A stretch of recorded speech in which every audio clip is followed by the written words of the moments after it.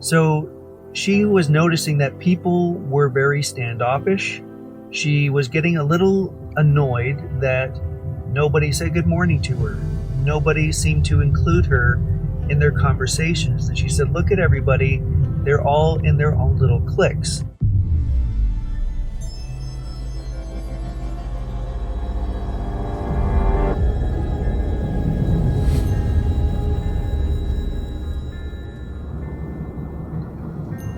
There's one thing that I want to say to my introverted friends, and that is that you need to learn this one word.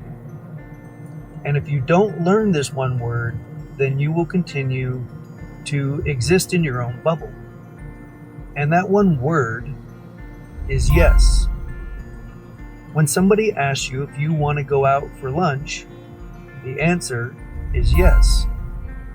When people ask you if you want to come to their get-together, the answer is yes. When people ask you if you want to go see a movie, with a group of friends or, things like that. When people are asking you if you want to do a project together or something, they're trying to invite you to be part of the group. And it is very common for most introverts. They want to know that they can be part of the social circle, but they're typically are going to say no. But there comes a moment where they start to go and say, hey, why doesn't anybody invite me anywhere? Nobody wants to hang out with me. And that's usually because you said no in the beginning. They gave you a moment and they took the hint. They said, you know what, this person doesn't want to go. I invite them, they always say no. I'm going to leave them alone because it seems like that's what they want. Now, the other issue, though, besides that I want to really highlight for people, especially introverts, is that you need to be careful of what you are projecting. And there's a lady who came to our work, and I love this. She had this epiphany one day, right? So she was noticing that people were very standoffish. She was getting a little annoyed that nobody said good morning to her. Nobody seemed to include her in their conversations. And she said, look at everybody, they're all in their own little cliques. And they don't really include me in things. And she even said, and they give me lots of weird looks. Now, she was in her cubicle, kind of facing away, and she would, look over her shoulder at people, and she would be like, see, look, they're looking at me weird, not realizing that she herself is looking very, standoffish and kind of odd by constantly looking at people and, and then kind of looking back suddenly. And of course, doing that, when you look at people, you're going to notice them looking at you a little strange. And she had this epiphany that, nobody says good morning to me.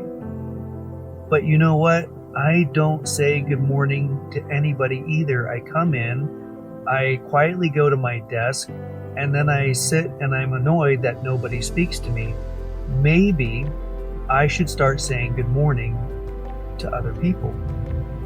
So she started saying good morning. She started saying, have a nice night when she left. She started asking people about their weekend plans, and people started asking her, saying, hey, what do you have going on this weekend? And she would tell them, I'm going to, go on a motorcycle ride with a big group of people. And people would see her later the next week and say, hey, how did that motorcycle ride go, right? And suddenly she's having conversations, and suddenly people are inviting her to go places. And whenever she left, she had made a lot of good friends. People really learned to like her. They got to know her.